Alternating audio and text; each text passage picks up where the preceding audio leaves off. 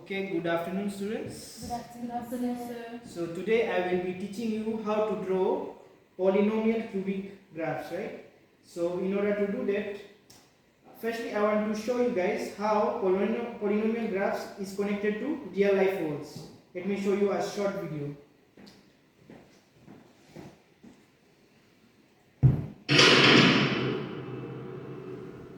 Hello everyone, and welcome to our video today, where we will be discussing the use of polynomials in real life. Polynomials may seem like an abstract concept you learned in math class, but they actually have many practical applications in various fields. In this video, we will explore some of the ways polynomials are used in everyday life. One of the most common uses of polynomials is in engineering. Engineers use polynomials to model and analyze complex systems, such as electrical circuits, control systems, and structural components. For example, an electrical engineer might use a polynomial to represent the behavior of an electronic circuit, or a structural engineer might use a polynomial to model the stress and strain on a building or bridge. Polynomials are also used in finance to model complex financial systems. For example, financial analysts might use a polynomial to estimate the value of an investment or to calculate interest rates on loans or mortgages. By using polynomials, financial analysts can make informed decisions that are based on mathematical models. In computer graphics, polynomials are used extensively to create smooth curves and surfaces. For example, a 3D graphics designer might use a polynomial to create a realistic representation of an object or to simulate the motion of particles in a virtual environment. Polynomials allow designers to create visually stunning images and animations that are used in movies, video games, and virtual reality simulations. Finally, polynomials are used in physics to describe the behavior of complex systems that are subject to forces and other external influences. For example, a physicist might use a polynomial to model the trajectory of a projectile or to describe the behavior of particles in quantum mechanics. By using polynomials, physicists can make accurate predictions about the behavior of complex systems. In summary, polynomials are an important mathematical concept that has many practical applications in real life. They are used in engineering, finance, computer graphics, and physics to model and analyze complex systems, make informed decisions, and create visually stunning images and animations. Whether you are an engineer, a financial analyst, a computer graphics designer, or a physicist, understanding polynomials is essential to success in your field. Thanks for watching.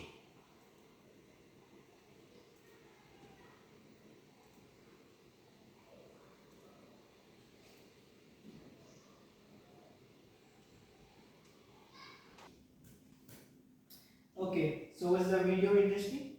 Yes. So that's where you see how polynomials are related to real life worlds. Engineers use it. Who else use it? Physicists use it, like most of the people they use it to do constructions and stuff, right? That's how polynomials is related to real life world. So now we will see how to draw polynomial graphs. So according to your notes, what is the first example I am going to show you? What is the question? Read the question. Y is equal to x plus 1 squared X plus 1 squared into x minus 2 cube. into x minus 2 whole thing Cube. cube, right? So in polynomial functions, there is one standard form, and that standard form it is this. It is x minus a power n. Set. So this a part it is where we decide it is a turning point or a point of inflection. This n, depending on whether it is odd or even, we will decide the turning point. For example, if n is odd, that means there will be a point of inflection, and if it is even, that means we will have a what? Turning point. This is the short form. Point of inflection, this is turning point. Now, look at this equation. It is x plus 1. Firstly, we have to convert this into the standard form. So, it is x plus 1. But we have to bring a minus here. So, it is plus. How can we convert plus into minus? 2 minus makes 1 plus, because negative times negative becomes positive. So this one we can write it as x minus minus 1 power 2 into x minus 2 whole thing cubed. Now you identify your a. Over here, see the standard form, x minus, this will be your a. What is your a? It will be negative 1. And over here it is already in the standard form, x minus a. What is your a? 2. A is 2. See? So we will have, look at the power now. Power is even or odd? Even. That means at a is equal to negative 1, we will have a turning point. Look at this power. It is even or odd? Power 3. Odd. That means at a is equal to 2, we will have a point of inflection. Clear?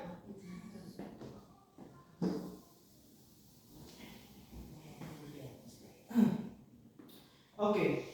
In order to make any graph, firstly we find the x and the y intercept. So over here, when you find the y intercept, x is equal to 0. Y intercept, x is equal to 0. So y is equal to 0 plus 1 whole thing squared into 0 minus 2 whole thing cubed. So y is equal to 0 plus 1 is 1, 1 squared is 1, 1 into 0 minus 2 it is negative 2, right? And what is negative 2 cubed? 2 to 4 to 8, it is negative 8. So your y intercept, it is negative 8. So that's your y intercept. And in order to find x intercept, you will make the y equal to 0. So when you make the y equal to 0, you write it like this: 0 is equal to x plus 1 whole thing squared into x minus 2 whole thing cubed. Now split it. Okay, whenever you want to cancel a square, you will do the square root. If you want to cancel a cubic, you do the third root. But if you take a square of 0 or third root of 0, it will again give 0. That's why we ignore the powers, right?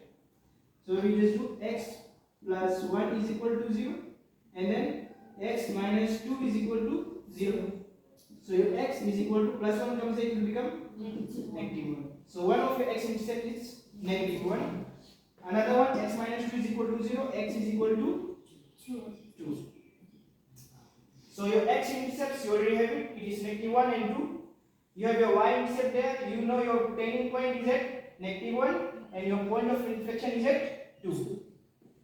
So I just write the summary here.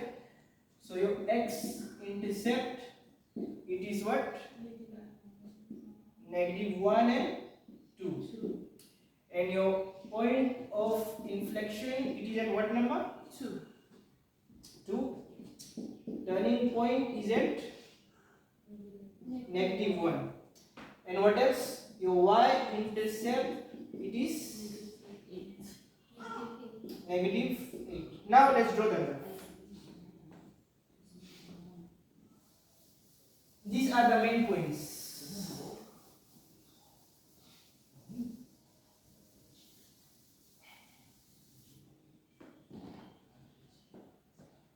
Okay. So firstly you label your intercepts. X is negative 1, -1 is here. This is your x-axis. This is your y-axis. And what is another x-intercept? It is 2, right? 2 will be somewhere here, right? And what's the y-intercept? Negative y will be where? Up or down? Negative 8. Okay. Now what we do? We will do a sign test. What do we do? Sign test. So what interval is from -1 to that side? Okay, firstly, what is your again example 1? What is your equation? It is y is equal to x plus 1 squared into x minus 2 cubed. cube, right? So this is the equation. So firstly, you have to find what is here this side. After what comes after -1? -2, right? So firstly, you have to find f of -2. You see what sign it gives, positive or negative. And then between this is 0. What number comes between 0 and -1? -half. So with another one, we take f of -half. And then what's another interval you can see between 0 and 2? What number can you take? 1. So we take f of 1. And then after 2, we can take 3. So we take f of 3 equals. So let me do this quickly. F of -2. So what we do? We put -2 instead of x here, right?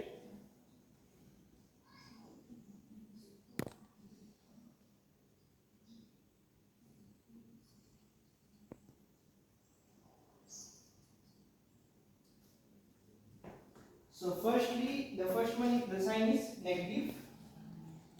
Second one,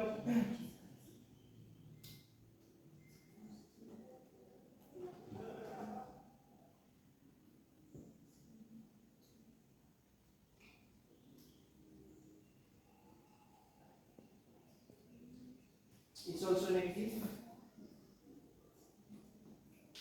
Third one,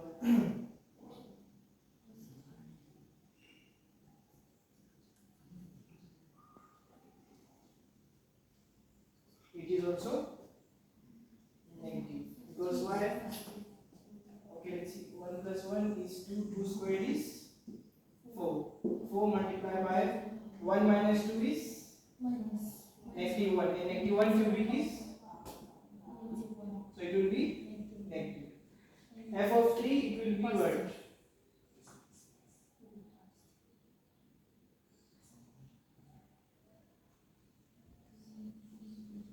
It is positive. Now we can finally do our graph. Okay. So firstly, where is our point of inflection? It is at 2. So I just label x here, right? So we know this is a point of inflection. Our turning point, it is at -1. So I make a dot like this, right? So this side, -2, the graph, it is negative. That means it will go from the come from the down and cut this, right? And then after that, what is the interval from -1 to 0? We took what? -half. It is also again negative. So graph will come like this from down, cut this, and approach our y-intercept. And then what? It will go here. It is again from 0 to 2. It is again negative. See, f of 1. So it's again negative. And after it goes to 2, we took f of 3. It becomes positive. Now how we make the graph? We make it like this. It comes like this. Cut this. And then goes to -8. And then what? Point of inflection, you draw it like this. Like this and like this. Get it? So over here it is our turning point, and over here it is our point of inflection. Okay.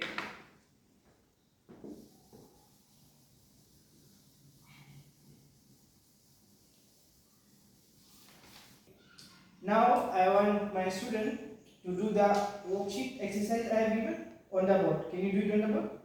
Yes. Yeah. Okay, the question is what? Let me just write the question for you. What is the question on your exercise? Y equals x minus minus 1 cube Cube into x plus 1 squared squared into x plus 2.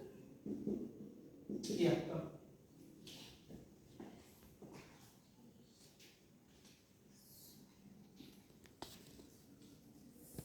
On y.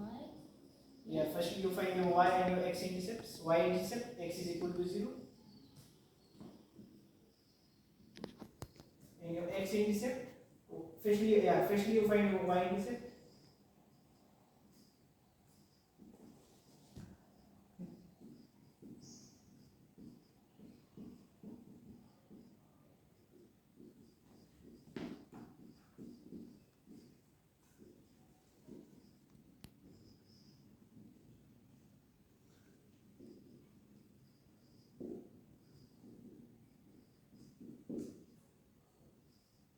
So now you're finding the x intercept. Y is equal to 0. Okay.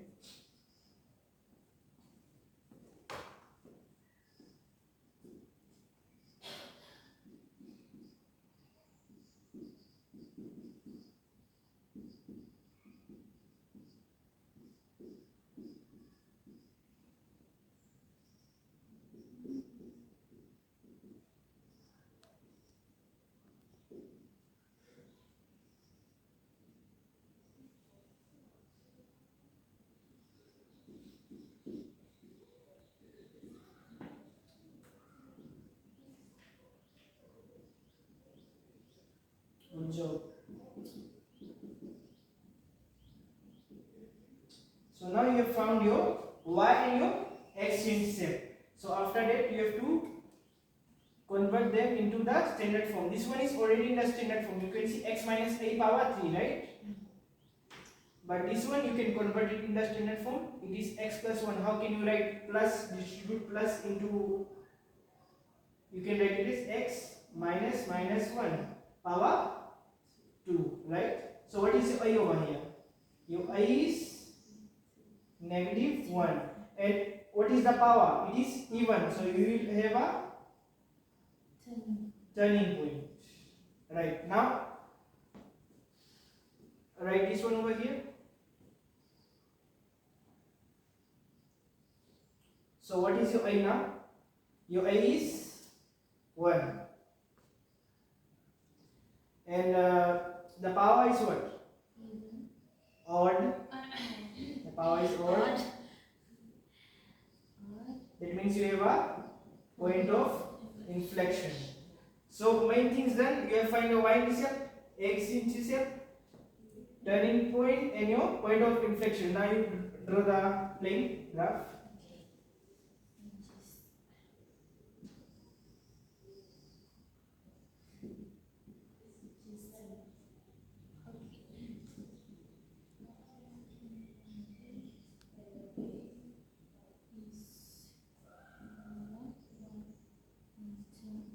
It is negative 1.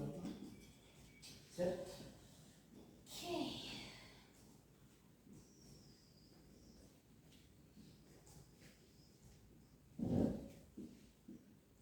Right? So what are your x intercepts? Negative 1. Like the number? Negative 1, 1 and 2. Nice. What's your y intercept? Negative 2. And where is your point of inflection? Yeah, and where is your turning point? Right. Now, remember you have to take a ranges, right? So you have to take what? F of negative 2. And then what is between 0 and negative 1? F of negative half. Negative half. Yeah. And then what is between 0 and 1? F of half. And then what is between 1 and 2? 1.5. And then what's after 2? F of 3. Okay, so according to the calculations, let me do the calculation for you. So f of negative 2, you will get a positive number. and f of negative 1.5, we will get a negative number. F of negative 1.5, we will get a negative number. 1.5. Yeah. And f of half, we will get a negative number. F of 1, you will get 0. For what? Go. Okay, since we have found the signs, so one is positive, negative, negative, and then 0. So can you make the graph now? So it's positive, it comes from the up, cause the negative 2 go there, the standing point at negative 1, so there will be a u there, right? Then it will cut the negative 2, yeah, right? And from there it will cut the 1, and there is a point of inflection, you should have put, yeah, squeeze it there, set, and one arrow that side. Set. Thank you. Clap for the student. There's a nice job. Okay, so in this class, what did you learn? How to draw a polynomial graph. So what is the standard form? It is x minus a power n. And if n is odd, then there is a point of inflection. And if n is even, then we have a turning point. These are main things. And when drawing the graph, find the x-intercept, y-intercept, point of inflection, turning point, and then we do the sign test. And finally we make our graph. Set.